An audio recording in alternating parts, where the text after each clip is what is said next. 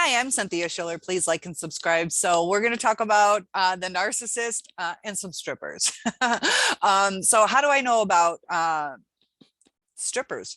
I had a costume business and I did dance recitals. I did minor league professional football cheer outfits, minor league baseball cheer outfits, and also sold at the clubs. So I would be in the waiting rooms, and I've met strippers from all over the world. Well, no, I'm sorry, all over America, where you know, from Florida to Michigan to Illinois to California, like, so there's a good diversity. So how does this relate to your narcissist? I had seen somebody had asked a person who has a channel who's self-aware about extortionary narcissists, and he said he didn't feel comfortable because that's not his style, and he actually looks down on that. That's outside his realm of narcissism. But I would like to say how it does relate. Not all strippers are bad people. Not all strippers are narcissistic. As far as morals, I would prefer if we don't really get into a debate on that. It is a legal job, and they have boundaries. Some cross the boundaries, just like narcissists. If they don't like the boundaries, they're going to cross them. You know, strippers are people too. Some feel maybe a certain amount of money, or a certain, now I can get a car, or whatever they have. Not all, but some will have what they're willing to do. And the narcissist, they're willing to do a lot of things. That's where that love bombing comes in. So I do want to give credit to the wonderful women that are just paying for school, or taking care of their kids, or taking care of a sick parent, and they only can be away so long to make money to support things. A lot of kind-hearted people. Some of them are grungy and quick to fight, and others are really sweet. So it's just like human out in the real world. It's a mix of everybody. So morals aside, you either agree or don't agree, but it's a legal job. So if they feel comfortable that it's a legal job, and that's what the deal is, you know, 10, 20, 40 bucks, whatever it is, it varies wildly, to where they're willing to do this job. It's legal. That's what they agreed to. They'll put up their boundaries, like, I will dance for you. I'm not going to cross the lines. If you don't give me the money, I don't dance for you. Others, out of desperation, might do things that they wouldn't normally do. And others just are outright extortionary, to where you know, they'll seduce or pretend to fall in love, just so they can get whatever it is they want. So it's like a game to them. And those are the ones that we're going to talk about to kind of relate it to the extortionary narcissist, because that's kind of the mindset, like a game. Like once they, and I'm not saying all strippers are, but the ones that are probably narcissistic, or, you know, sometimes we got to take into account the drugs that humans, not just strippers, not all of them do drugs either, but the ones that are there, they might lose track of what boundaries to keep, because they're not even in the right mind. The narcissist doesn't have a right mind. And we'll get more into that, but so they'll cross boundaries. They'll get excited, like, wow, that was easy. All I have to do is you know, seduce them basically, or lie to them, say what they want, or I'll just be attentive and, oh, tell me more about your day, and acting all concerned, because they know if they invest that time, they're going to get more money. And then they might play the victim. They might say they have cancer, or their heat just got turned off, or whatever. They just want the money. And so they'll say what they have to say. Same with the narcissist. And some of them have no intention on ever going out to dinner with the person. Some of them will. They'll play it for as long as they can. As soon as that person's out of money, they don't even talk to them barely. Sometimes they might or completely cut them off, feel that they're annoying now, like leave me alone. I told you I don't want to spend time with you and I'm working, and they're dismissive, and this person just invested everything. Like there was one time where one took the had the guy sign over his paycheck. You could, for whatever reason, cash it at the bar, and I don't know what it was, 800 to $1,200, whatever it was. It was a good chunk of change, and he signed it over to her. And then he realized that he didn't have gas money home, and he asked for like $5 or $10, and she wouldn't give it to him. She wouldn't give it to him. Just like some of our narcissists won't give at all. Some might, you know, maybe a different narcissistic, well, that's what we'll call them, stripper, might say, yeah, here's $20. I want to make sure you come back tomorrow. So it's all a balance. Some can see further, like, oh, if I give him $20 now, he can come back. Others are like, no, I got it, and I don't know if you're gonna come back and see me, so I'm taking all I can now. And the extortionary narcissist sometimes will just completely want to drain you of finances, or use extortionary means to move in with you, or to use your car, to take them places, to care for them if they're sick. And I'm not going to say Anna Nicole Smith was narcissistic or not. I don't know her enough, because she was in that altered state. So many of the things I saw were when she was on drugs. And usually people who utilize drugs, especially like the hardcore stuff, and you become addicted, they may struggle more with mental illness. So I think she had something going on. I don't know if she was narcissistic though. Low self-esteem too. So anyways, she, if she was narcissistic, she did a good deal. She knew she didn't have to have sex with this person, and because he was so old, and she knew he was going to die soon. So then she gets his money. She made sure she got somebody with a ton of money, so she wasn't wasting her time. And maybe, you know, the person's pleasurable. I don't know. I couldn't sell out like that, but some people are like, whatever, I got 2-3 years and then I'm a millionaire or billionaire, whatever he had. So some of them will go all in, not giving a crap who you are at all. They just see what you have, whatever the supply is. And others are like, okay, I need a wife, I need a husband. I am gonna pick the best match of good looking, sexy, and money. So they'll go after whatever supply is out there, and that's their victim. Just like the strippers, some of them want, not all, but we're talking if they were narcissistic mentality, some might just want the adoration. I've seen several where they'll not make $1 that whole time they're there. A lot of people don't realize that a lot of places strippers have to pay to work. Commission of their VIPs, which are a private room, or dances, they have to pay sometimes 40% to the bar, plus on top of that a fee. So that it can cost them quite a bit too. Some of them have quotas on how many drinks they have to sell, and also how many dances. You can't sit for a certain amount of time. There's just all these different rules that they have. But they have to pay to work, and almost never do you not have to pay. Some places have paid hourly.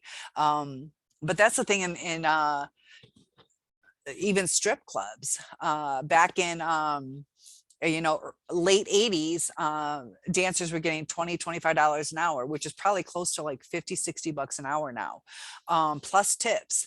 And now they have to pay sometimes the bar backs, and they have to pay the waitresses and the DJ. The DJ is supposed to get 10%.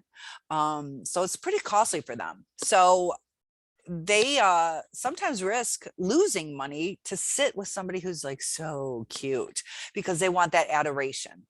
That's what sometimes the narcissist will do. But the extortionary ones will do what suits their needs the best. So some of it's just about money. It is flat out just about money. Some of them will do anything for it. Some of them will be like, I'm not going to be with an ugly person, or I'm not going to be with, whatever. Sometimes too, some might even pretend to be a different sexual desirous person. So, they might pretend they're gay. They might pretend just whatever it is. And then say, that if it was a woman that she's cramping, or a guy, it's like, it's just not working today, whatever, just to get out of it, but to feed, to bleed it dry as much as they can. And even pastors or different religious heads of the churches and whatever's can be extortionary. There was what was it, Jim Baker and Tammy Faye. Like, my parents got in a big fight about this one. My dad is super religious, and he was just given a lot of money. They extorted so much money, and it was their dog probably had a better place than I do. It was air conditioned, but I want to say it was like $20,000. I could be completely off on that, but I know it was like luxurious and air conditioned, and I have air conditioning. But they pray like that. Jim Baker, who knows if he's a narcissist? I'm not a clinician to diagnose him, but it's at least narcissistic what he did, and preyed on the emotions. Please, and you can make a difference, and we need you, and God this, and it's your salvation and duty, or whatever he said, to tug at your heartstrings. Just like the narcissists with the vulnerable ones, like, nobody, like, you probably won't take me in either, or just whatever. They play on it, so they can play the victim, or they're like, I am so thankful, like, you're a savior. That's why often they'll be like, you're my soulmate, and they're trying to pump you up, just like the narcissistic stripper would be like, oh, all these other guys, girls can go sometimes, but sometimes they have to have a male escort to go with them. But anyways, it could be anybody. Some places allow, and there's also guys that strip too. But anyways, so the narcissistic stripper might tell them, how wonderful they are, and thank you for letting me sit with you, and because I have to make 500, or I have to make $1,000 today, every day, but those other guys aren't like you. And so they stroke them up, and a lot of times they'll go to the person as soon as they know they have money, as soon as they can see how weak they are. They might spend a little bit of time. Oh, your wife just passed away.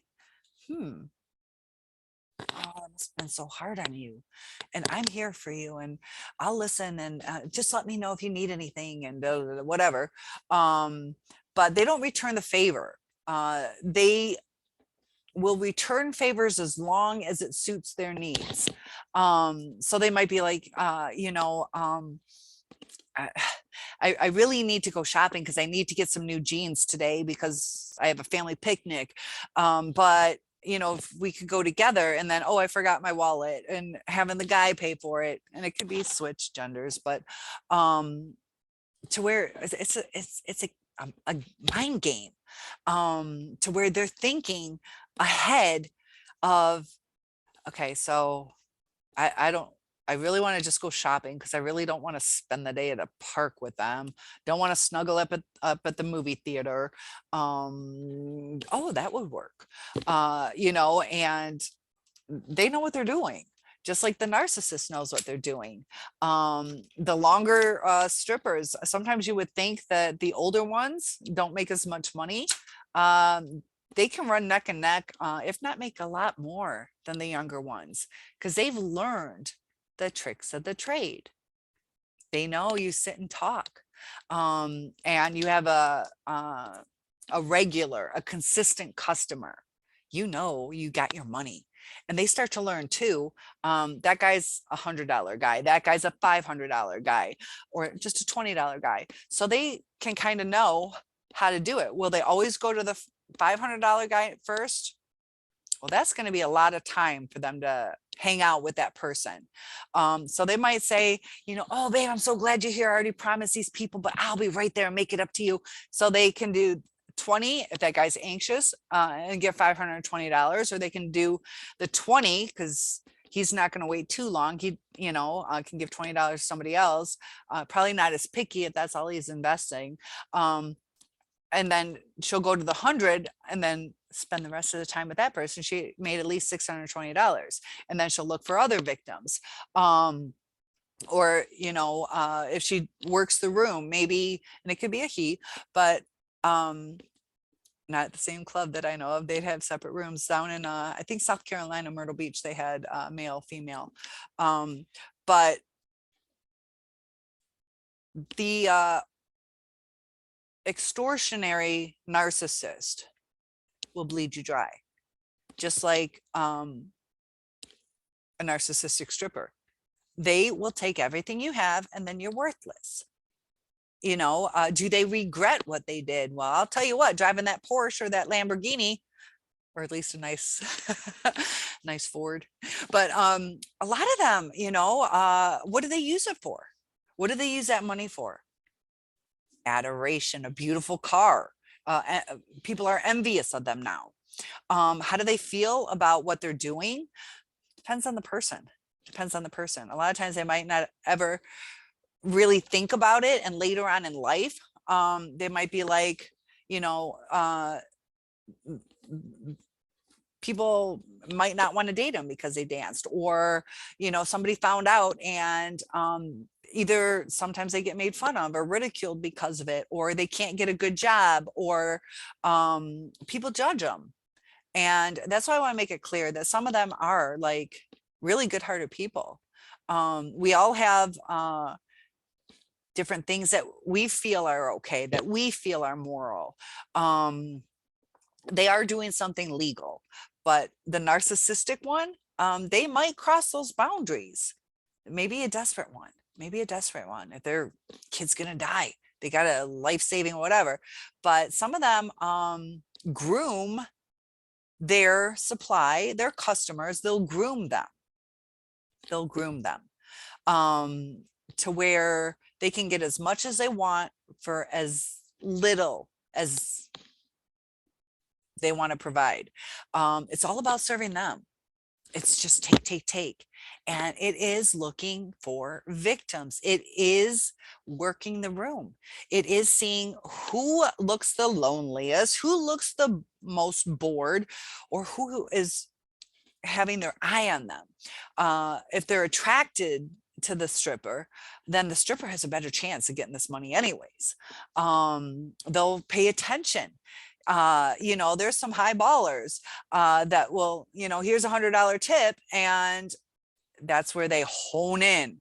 That's why the girls, what they call it, cock blocking, to where they watch each other.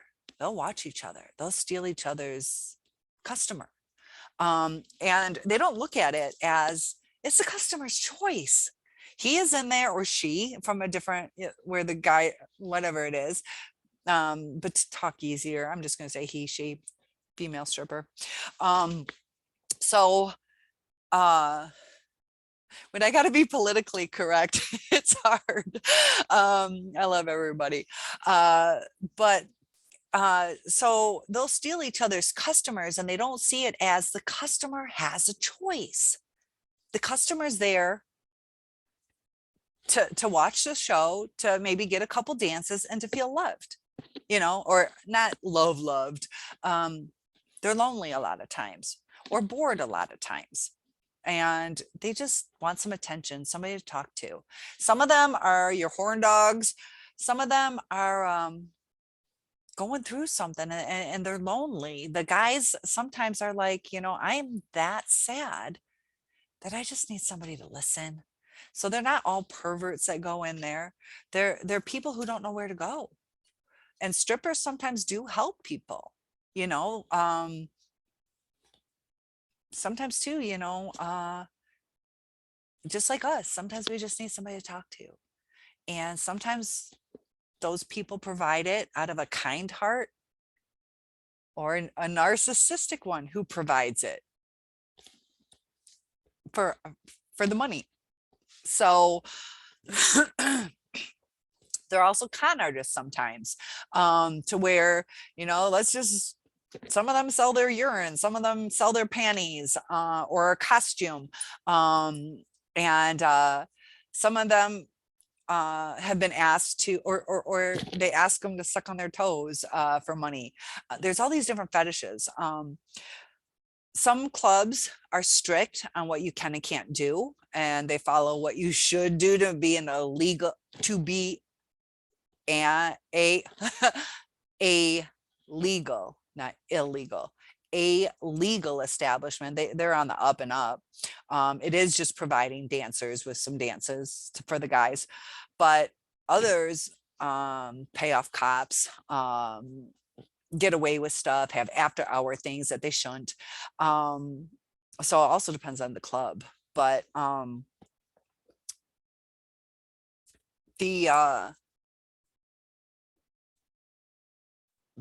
girls will sometimes say that, oh, these are, I've worn these all night, because that's what the guy wants. They have a fetish about worn panties, and the girls will get a brand new pair or a clean pair, and give it to them. Or you know, they'll say that, well, that was my favorite outfit,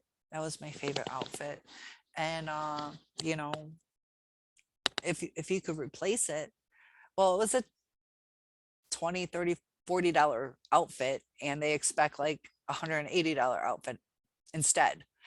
Or they'll lie, it's like, you know, well, this outfit was like custom made, and this outfit was, you know, $80. And because I've had girls that had asked, you know, can I just, you know, borrow this, and I want to show my customer.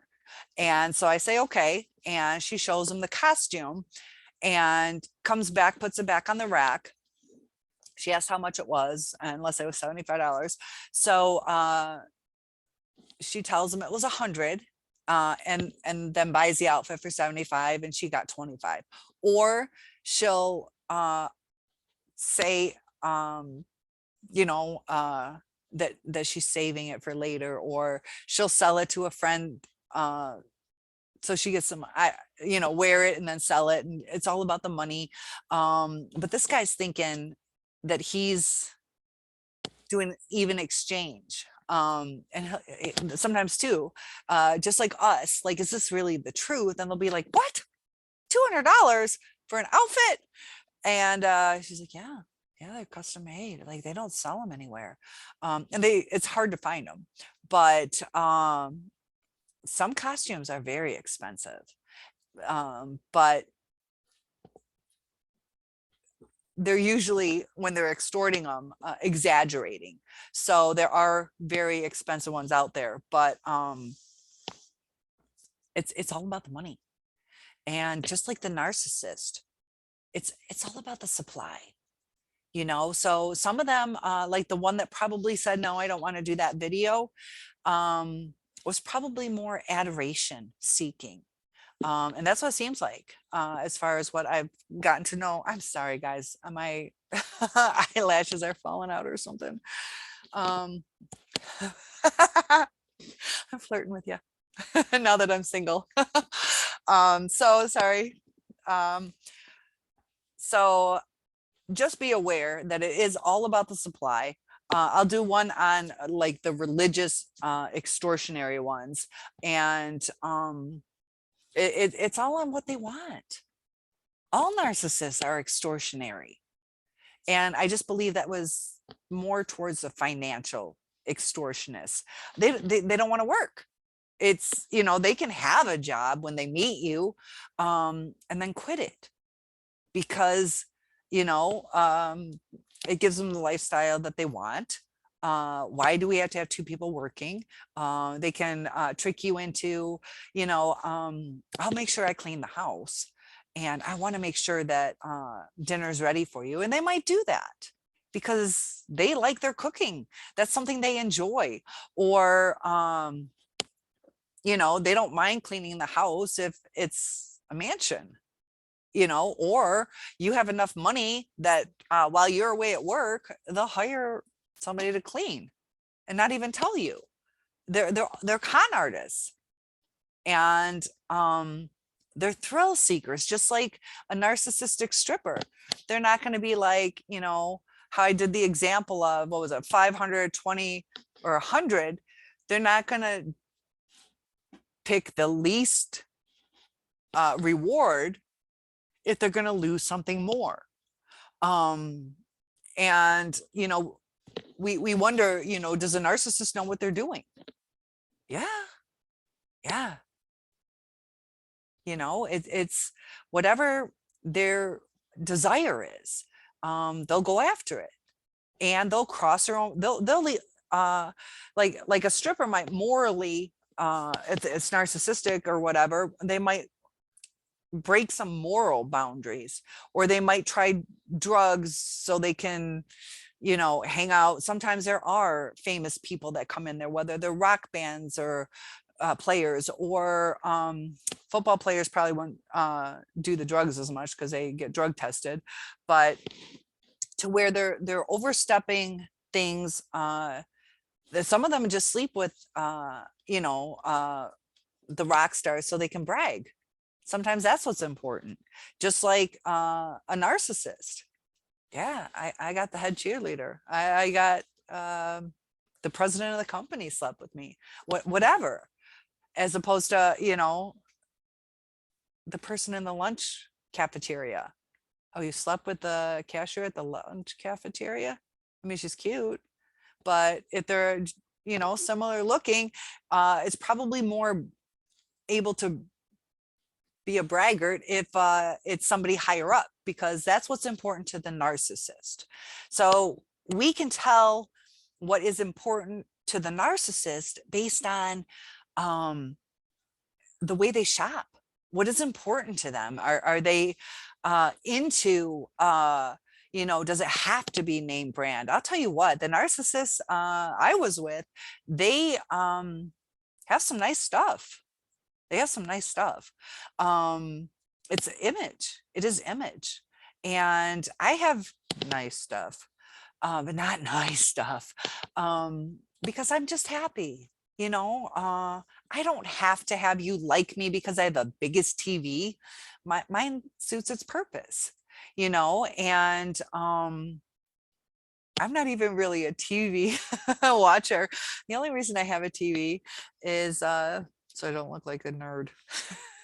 But now I'm it's kind of nice having one.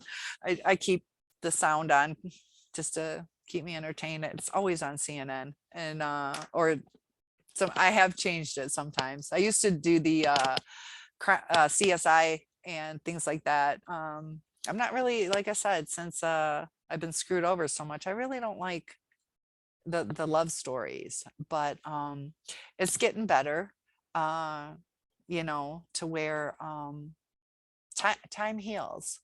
Time heals wounds. But I've told you guys in different videos, I'm a burn victim. My wounds are healed.